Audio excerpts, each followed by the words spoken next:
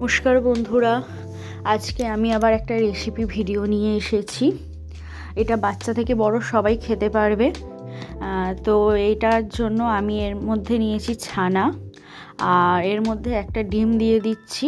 এর মধ্যে সবজি হিসাবে দিয়েছি কোরানো গাজর, যাতে গাজরটা একদমই ম্যাশ হয়ে যায়, আর ধনেপাতা আর কাঁচা লঙ্কা কুচি।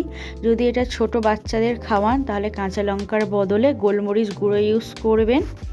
এরপর এর মধ্যে আমি দিয়ে দিচ্ছি কর্নফ্লাওয়ার ও 2 চামচ বেসন, নুন, আর এখানে আমি চিনির বদলে আখের গুড় মানে গুঁড়ো, যেটাকে জাগেরি পাউডার বলে, সেটাই ইউজ করেছি।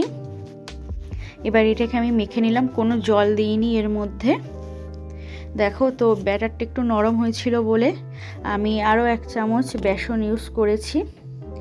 এবারে একটা প্যান গরম করে আমি এর মধ্যে তেল দিয়ে দেব।